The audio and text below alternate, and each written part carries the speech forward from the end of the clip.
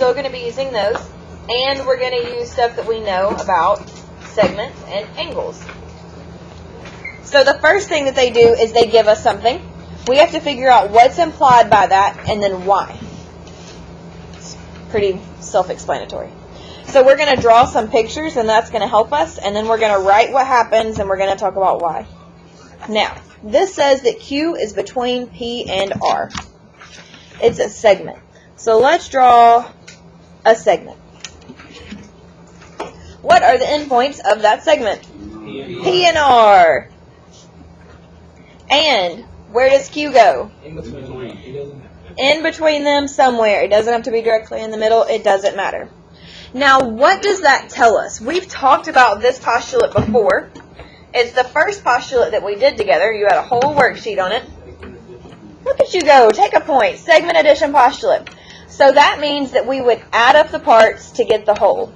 So implied is PQ plus QR equals PR.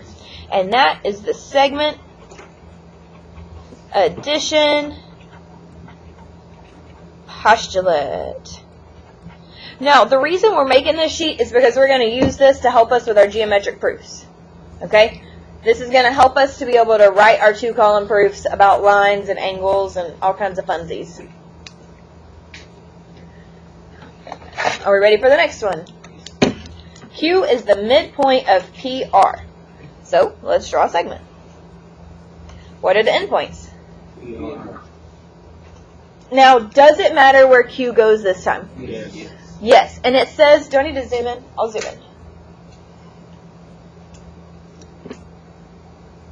Sorry, I got excited. Is that better? Yes. Okay. Super sorry. So, if it's the midpoint, it has to go where? Directly in the middle. And what does that now tell you about PQ and QR? Look at you guys go. Take a point. So that means, now we can write this 2 ways. Ms. Asbury, Yes, ma'am. please send Cameron Brown to the main office, to the attendance window. Attendance window, please. Yes, ma'am.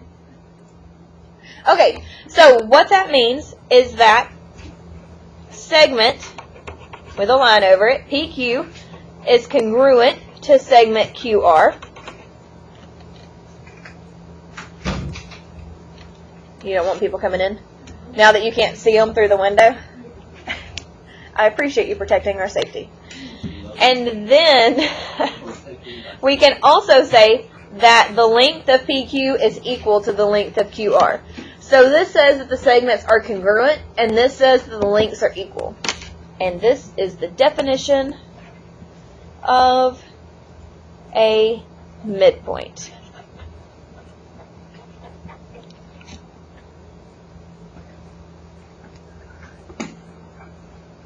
Anybody have any questions so far?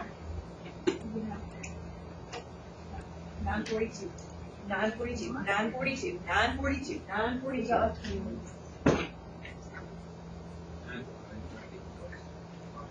Hopefully I'll be able to remember.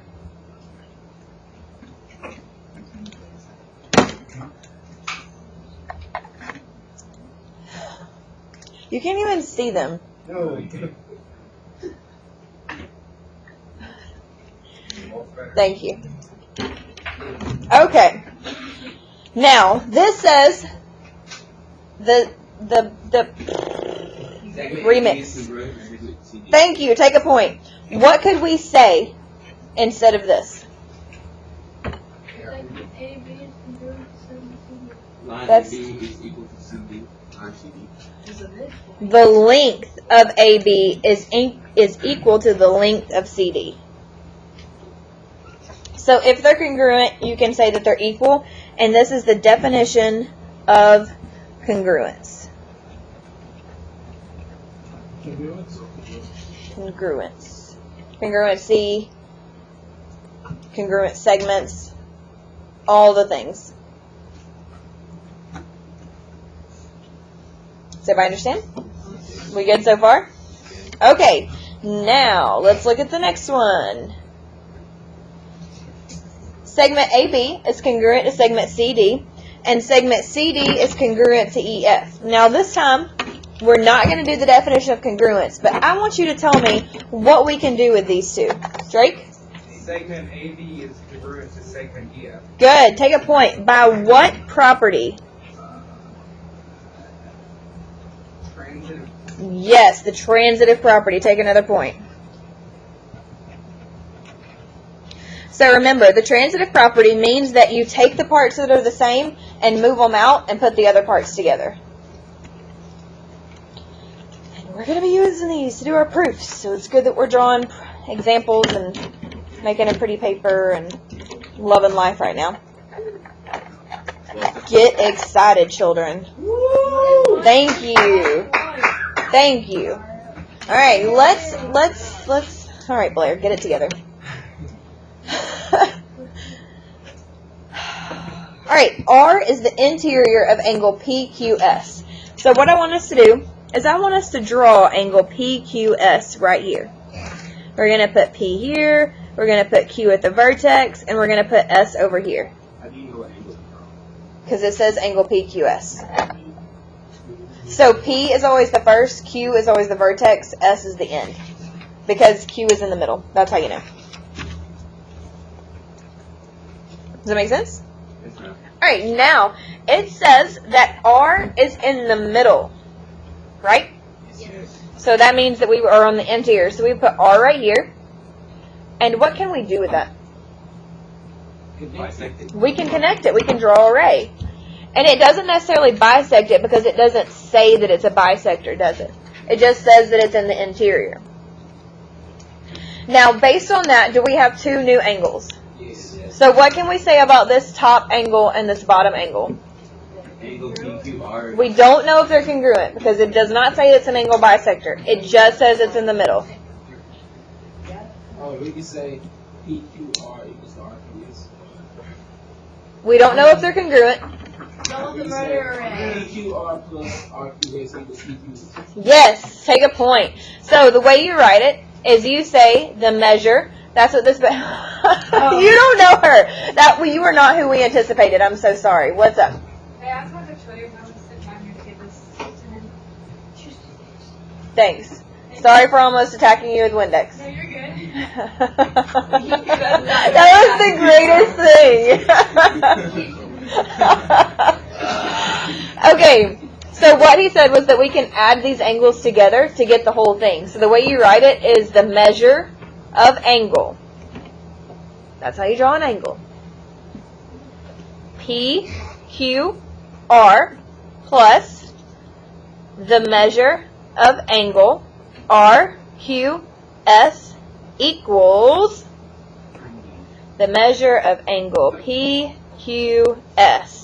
And that, now, what kind of postulate do you think that's going to be? Not segment addition, but angle addition. Angle addition postulate. Take another point.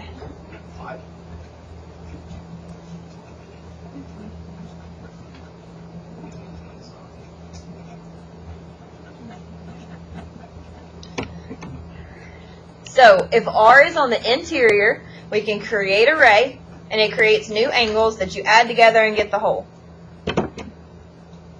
Questions, comments, gripes, complaints so far? I really like your handwriting. Thank you. I've worked very hard on it. Can you draw? Like squiggies. Yeah? That's about it. I can baby G. I can draw a flower. Like that. That's all I got. Yeah. I can draw mandalas. That's about it. Draw a line. Oh, live. Well, right now we're doing this, but I will at the end if we have time. Okay. Pardon? We're recording on air. Yeah, we are. I can draw you. Thank you. I can draw you like. This is a Not right now? No, not right now. Okay. That's good. I don't know why thank you is my response. But anyway. Next time we'll do All right. Ravenclaw. I don't know if you have earned a point yet today. So can someone at the Ravenclaw table tell me what bisect means? It cuts it in half. Good. Take a point. So if I say, all right, let's draw angle CAD. What is the vertex of this angle going to be? A. Good. And then we have C up here and D down here. Now, Ravenclaw, if it says that ray, that's a ray, AB bisects angle CAD, where am I going to draw it? I'm sorry? Okay, so I'm asking if they tell us that the ray AB bisects angle CAD, where am I going to draw that ray? Ravenclaw's answering me. A to B, and I'm just going to put it directly in the middle, right? Why does it have to go in the middle? They are telling me. Because good, take 2 points for answering all those questions. They are congruent. So if they're congruent, we draw little half moons, and you just need one for each of them, because that means those angles are congruent. If one of them had 1 and the other had 2, they would not be congruent. So, angle bisector. How would we write that these are congruent? Nah, you've already answered 47 times. Beauxbatons. Somebody at Beauxbatons, tell me. How would we write this? You don't know how to tell me that the angles are congruent?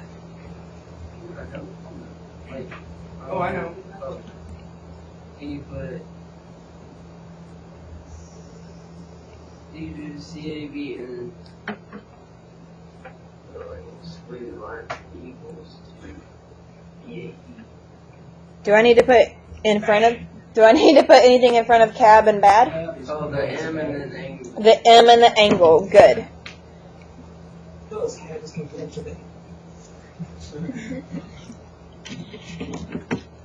Now, is there another way that I could write this? You know how we wrote that the segments were congruent? And then we said that the length of the segment was equal? So you could say that they're congruent, and you could also write that angle CAB is equal to angle BAD. So this is the definition. I'm sorry, are you not entertained?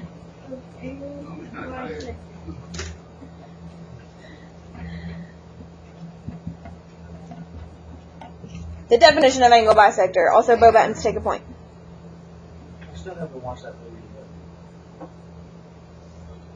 yet. Harry Potter? Or not. Oh, Gladiator. Okay. Angle 1 and angle 2 are complementary. What does that mean? They don't both equal 90 degrees. Yes, you add them together to get 90. So we would say that the measure of angle 1 plus the measure of angle 2 equals 90. 90. what? Subtract that 45 plus 45. Thank you, Pumpkin. But what do these two angles added together equal? There we go. But what about 30 and 60? What about 20 and 70? What about 10 and 80? What about 15 and 65? Boom! I appreciate that, though. 15 and 60. About 36 and 63. What about? Oh, thank you. 15 and 75. All right, definition of complementary angles.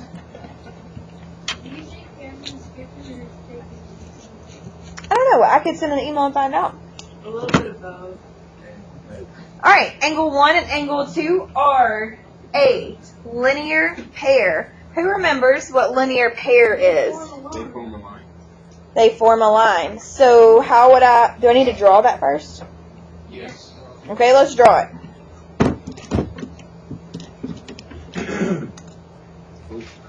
We have a line.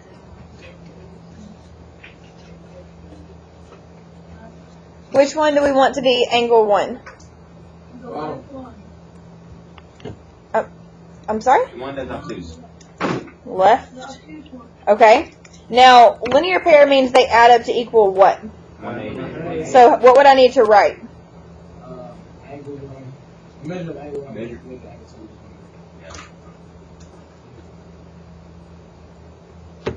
2. Yes. That. The measure of angle 1 plus the measure of angle 2 equals 180 degrees.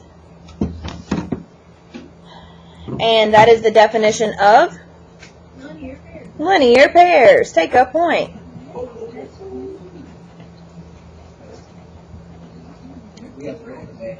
Alright, 7 minutes. Let's do this, tater tots. What do you think we're going to find out about angle 1 and angle 2 on the next one?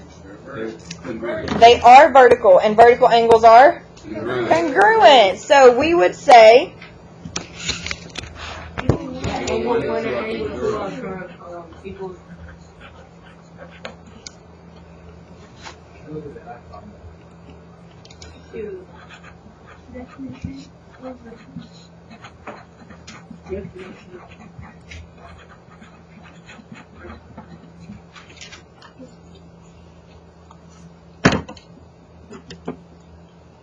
alright, if angle 1 is congruent to angle 2, then yes. But how else can we write it?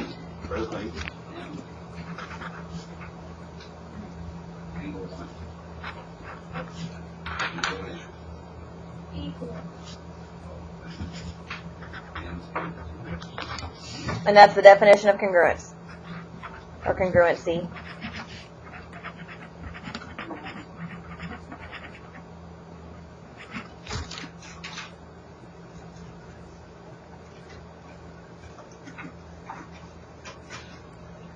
Okay, so what is the sticky thing that does not The sticky thing? So what does that mean? Oh, she told us.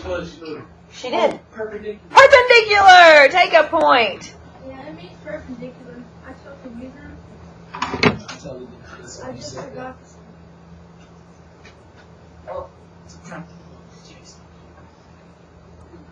That's not true. Hang on. No, it's an email. Email. Yes. No, I'm not. It's an email. Do y'all want to see? Email. We have enough time to send us this paper. We will. We will have time to send your sister a birthday snap. Let's do this. If the now let's remix. Okay, let's draw that our segments are perpendicular. So we're gonna draw AB and CD. Now, if this means that they're perpendicular, that means they intersect at a 90-degree angle. That's what that little box means. And we're going to call this E. So if they are perpendicular, what is the measure of this angle? 90. So we just say that angle AED is a right angle. Dun, dun, dun, dun. Look at you go. Pardon? AED? Yes. This one, and this one. Also AEC, BEC, BED. But if one is 90, then all of them are 90. Yes, we're gonna try this first proof on this page. I know, I got a coffee this morning. For free. Have a good day. Dunkin' Donuts. Alright, definition of perpendicular line. Alright, so if angle, we're going to use this same drawing for this one. If angle AED is a right angle, then AB is perpendicular to CD.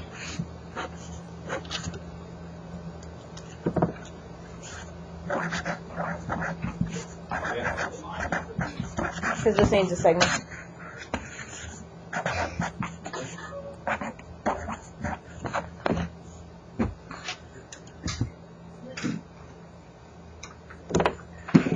Forty-two. All right, we got 3 minutes. Come on. Look at the next page. I want you to try number 1. I want you to try this first proof, okay? Sunday night, I will put the answers up, but I would like you, well, maybe. May wait till Monday morning. Pardon? Anyway, I want to hear it. Okay, I will wait. Alright, so I want you to try this over the weekend. Now, the first part, it says two basic postulates for working with segments and lengths are the ruler postulate, which makes our number line, and the segment addition postulate.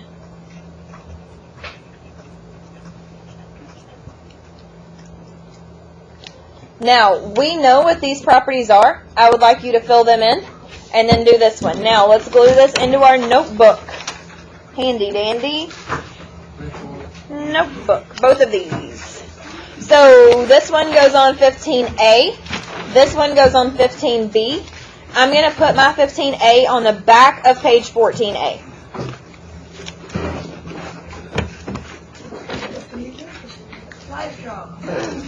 Get out glue, tape for people, share the love. Let's do this. And then we got to send Jarvis' sister a happy birthday snap.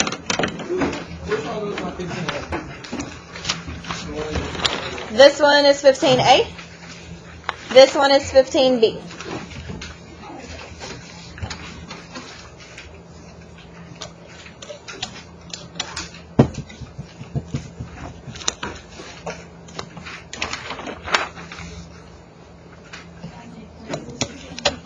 My brother's birthday. What is her name? Talisha? Okay. Does anybody need tape super fast? I got it. All right.